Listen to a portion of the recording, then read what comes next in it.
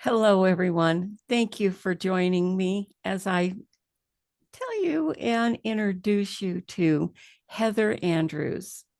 She lives in upstate New York, and she is a writer and an encourager.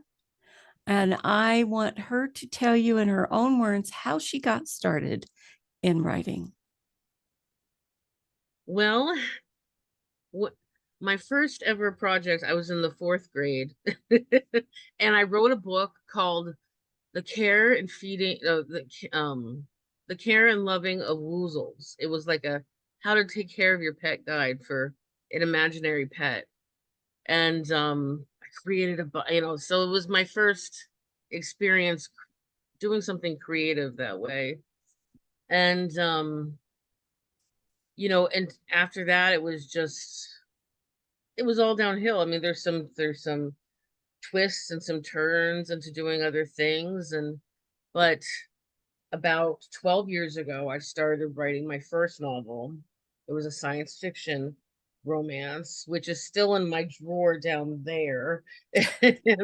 And it got rejected. This was right on the cusp of the ebook boom, back when Romance Writers of America was still, you know, ruling the roost in the creative endeavors. And it got rejected, so I put it in my drawer and I just let my dreams fester a little bit longer. And but then, the universe has a way of opening doors for us.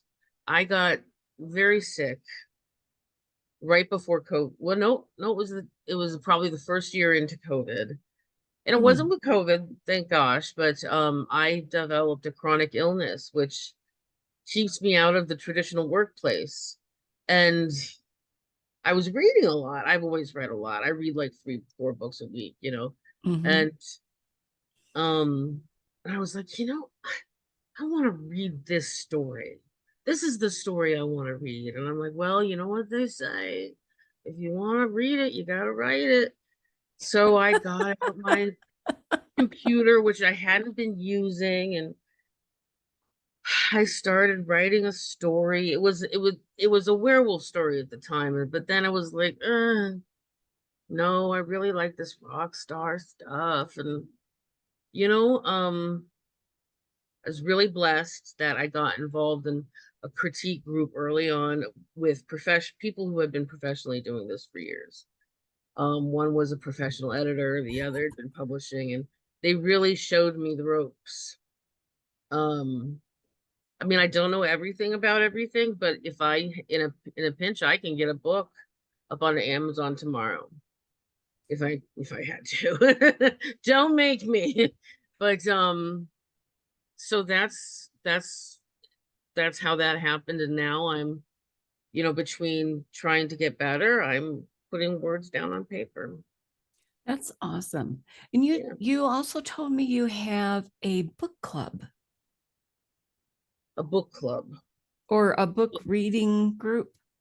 I go to two reading groups here locally where I live. Mhm. Um, they don't read romance. They read stuff that's completely out of my wheelhouse.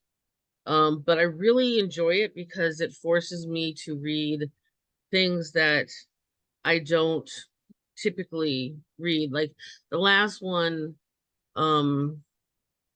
was On Earth We're Briefly Gorgeous by Ocean. I don't remember his last, but it was he's and I bring this up because he was a poet.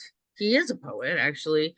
And he wrote this book. It's semi-autobiographical about his growing up in Vietnam. And I'm just so glad that I read it because the language, it was just delicious. I mean, the way he put words together, completely different from what I'm used to. So, because I also work as an editor, and so I'm obsessed with words. Like a lot of people who write, I mean, you write poetry, so there's like it's easy to become obsessed with how words can describe things Oh and yes. communicate meaning as well as feeling. And I really love using a unique word to describe something that's simple, you know, so, yeah, so I do that, and some of them are rom-coms and the books that we read, but it's just nice to get out because everything is so digital these days, you know? Yeah. I'm part of a critique group, but they're in Florida. Yeah. And I only ended up with them because a good friend of mine who lived here moved down to Florida, and I sort of just digitally followed her critique group. So, um, you Yeah. know, It's one of my yeah. critique groups that I belong to is in California. Mhm. And um, we're in California, Montana, upstate, up in the middle, up around Reno You area, guys ever get together in person? um, only for retreats I because really the leader has a cabin up in Big Bear. Oh, very nice. Yeah. Is that New York? No. I'm actually going the end of this month to a retreat in Florida, and I've never been to Florida in person. So, because I'm finally like healthy enough to fly, Mm-hmm. I hate flying. Oh, well, Flying is not. just make sure because you're very fair skin, make sure that you carry a lot of sunscreen, wear a Yeah, hat because the sun will be different down there than it is up in New York. that's what I hear. Yeah. What I My hear. my husband, we were stationed in North Dakota and he went down to Denver to see a physician. And then he had to wait for his flight back. Mhm. So he laid out on a blanket on the grass and read a book. Well, he got so sunburned because of the difference in the altitude and the directness of the sun. Plus, you're going to be running into humidity. So, Yeah, and make sure you drink lots of water. yeah, yeah. Yeah. I grew up north of Seattle, so over there, summertime, you don't need sunscreen. You just stay under a tree or something. Yeah. Yeah. So I remember when I came out here my first summer, I sat out just like your husband reading a book, got sucked in. I had Mm, to wear that same bathing suit for a whole week because I yep. couldn't have anything touch my skin. It Yep. was Yep. awful. You get fried. You get Yeah. fried. I've been there, done that, or that t shirt out completely. uh, now, tell me about what you're writing now. I'm reading a book for a project called the Vagabond series. In fact, I will give that link to you. The Vagabond series, it's a fun group where we write about they're always released in the summertime. Huh. And it's romance where you can travel. So like we have Passion in Paris, let's see, Delayed in Venice. Last year I did mine was Innocent in Istanbul. And this year, that's the group. This year I am writing Magic in Morocco. So it's a great story about it's about a woman who lives in Montana. She it's somewhat inspired by Beth from Yellowstone. I'm just saying.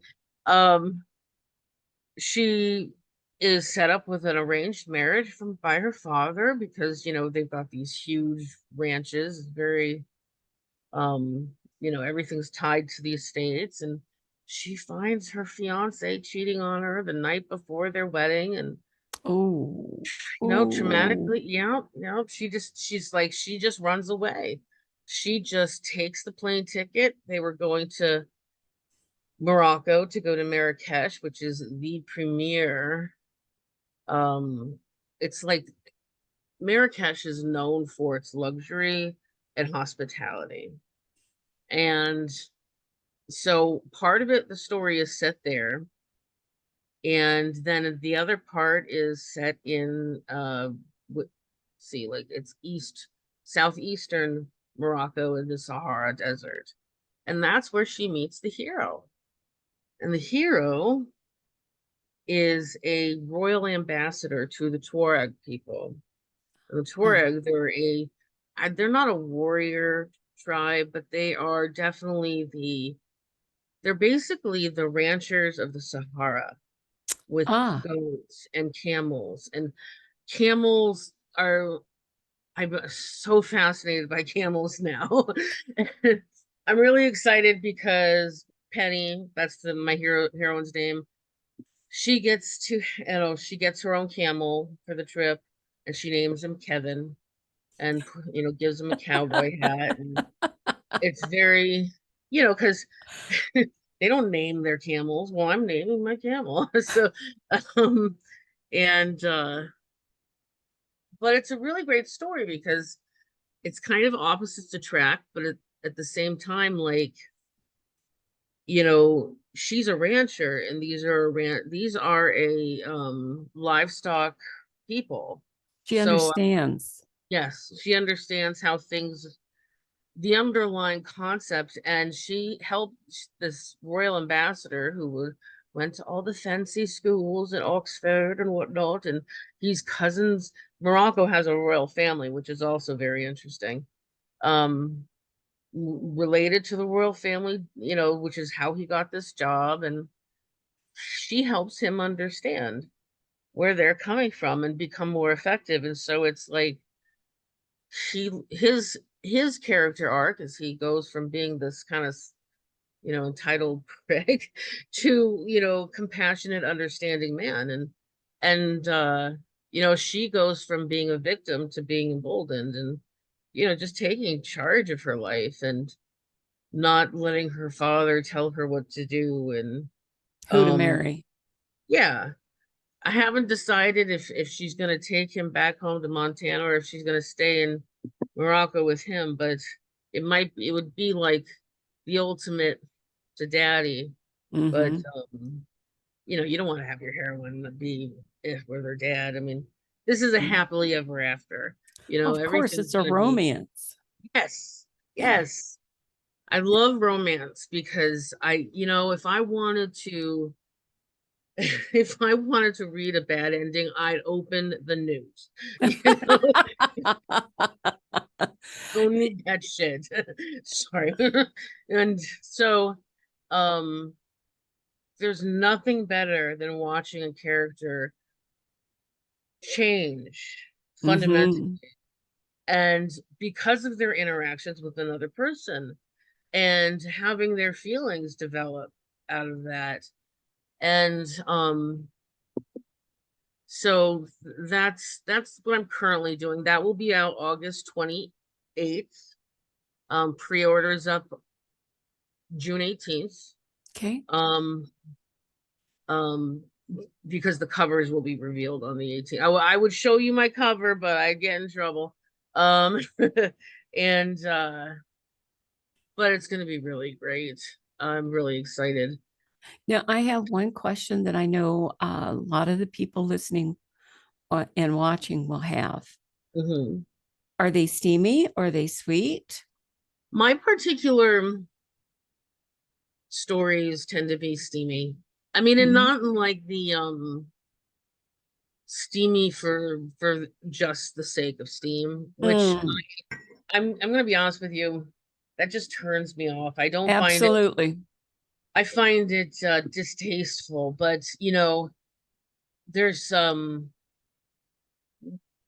any sort of intimacy in the books that I write, it's a plot device and a character device. So Hmm. they're going to learn something about themselves, each other, and where they are through having an intimate relationship with somebody else. So That's I hope that those people who aren't into steam give me a chance just to see how that works. But I can totally understand not being too much into steam. Some of my favorite authors have very little steam, and it's because the yeah. characters are just so well. There's no sex, but there's tension, Hmm. and Hmm. And you can have so much intimacy without physical intimacy. Yeah. And it's like, I don't know if you've ever read Mariana Zapata, but she does one point of view or single point of view slow burn. Oh, And wow. oh, we're talking 500 pages until if they decide to have any boom boom. And it's amazing. Yeah. She's truly awesome. Anyway, um so that's one of the reasons why I find it, if yeah, I mean, I'll allude to maybe, oh well, sorry we were so late, we kind of got stuck in the shower, but I'm not gonna just have them be in the shower unless there's some sort of like emotional, um I don't want to say revolution, that's not a good word. I don't know. I don't know if this happens to you, but ever since I hit menopause, my tip of the tongue is like it's Yeah. terrible. Um TMI, sorry guys. Um oh, I know what you're talking about, thank that you. it has to be like in one case, in one story I wrote, one novel I wrote, the female protagonist was ill, but she needed a shower. Mm, And the only one to help her was the male protagonist. oh boy. And but there was intimacy, but none. It was more medicinal, his Mhm. care for her, because he Mm. didn't want to betray her trust. See, that's so beautiful. Like, and I'm sure he noticed things, but being cared about and taken care of, that's also a very unique and special way to develop two characters' level of intimacy. Because if you're like I see some characters in books I read, like they get shot and they go off into the cabin or take whatever, but taking care of them when they're vulnerable. Mm-hmm. I mean, she allowing him to take care of him when she's vulnerable, that's a big step for some people, Yeah. especially if they've never seen each other naked before. Yeah. Yeah. And So and that's, yeah. yeah, so I truly understand that. And I know that I can remember, I have authors that I follow that don't write any steam. Hmm. It's ends at the door. Hmm. It's all Hmm. implied. But um and I've also have some that have steam, and then I have some that have too much steam. I Hmm. like the characters, all that stuff. I just flip through those pages, and then sometimes I go, oh, I don't know why I bought this, because I passed through a whole lot, you Yeah. know.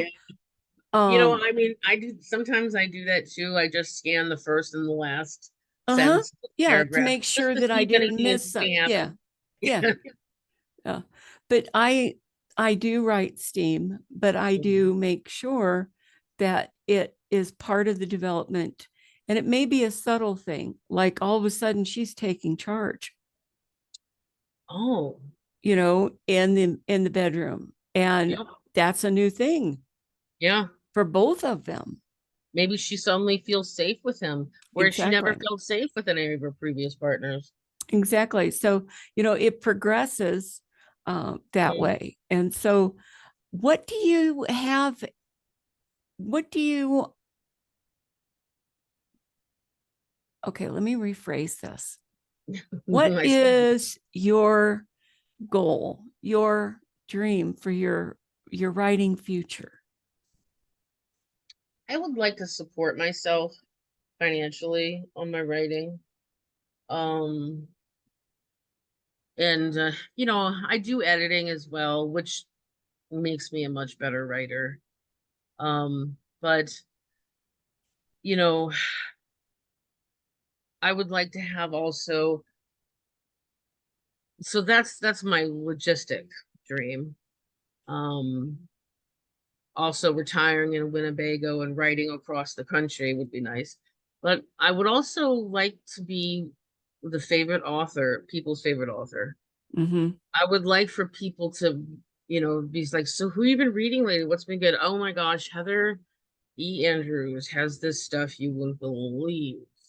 You know, Is it more important for you to have that than to be a bestseller? well, I gotta be honest with you, and you know this because of your background. I know you do. But the bestseller lists are somewhat inflated. Oh, yeah. So, you know, there are, I remember in a group I was in, there are ways to inflate and manipulate pre-orders and Mm-hmm. sales in order to be on the top of a list for a long enough amount of time to list yourself as a bestseller. Um, you know, so whenever I see that, I mean, I am more likely to give them a chance because if they're a bestseller, that means either A, they got noticed by somebody who had faith in them and pushed their book forward, or they've been in the business long enough, or, the business of writing and knowing what else is out there that they can put out a good product that will entertain me. Mm-hmm. I'm not guaranteed anything because I don't know about you, but I've read some bestseller stuff that's been crap. I mean, Yeah. Yeah. I will not touch oh God, what's that? Oh, he's a male writer of romance. He did Dear John and oh, That's okay. Message in a Bottle. Sorry. That's okay. We don't need Yeah. to So ever. but they always have like there's a 50-50 chance that they're gonna have a really sad ending. Mm-hmm. And I And won't touch that's, it. I won't touch it because it's not what the genre promises. And yes, people are, he's a bestseller and but but it doesn't guarantee anything. yeah. I, You know, I, I've Sorry, good. I was going to say, I have a friend, a good friend, and Hmm. she's been writing since she was 12. She writes Hmm. mysteries predominantly. And her first published book, for 6 days, she was number one for serial killers. Hmm. And she didn't have a lot of money for advertisement, nothing, but Hmm. it was just quality writing. Hmm. So, and Yeah. that's the kind I want. And I Oh yeah. want my biggest desire is that people be taken out of their reality and I want to go, make people cry. I want to keep them up all night. uh-huh, clinging to that book. Yes, yes. I actually got an email from somebody once saying, "You kept me up all night. I hope you're happy." I'm like, "Yes, yes, I am." And it was like I got an author merit badge or something that was on there. So, that's really what I think most authors want. They want to be because you can be a bestseller for being really good, which there are several people who broke out. Like Christopher Paolini, he wrote the Elder series. This was years ago.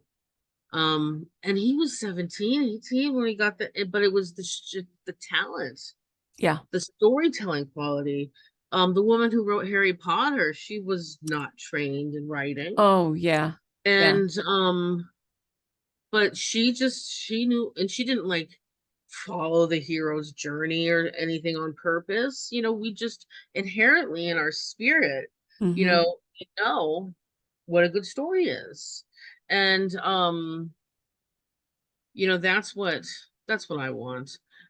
You know, I could sort of try to like finagle the business and become a bestseller, but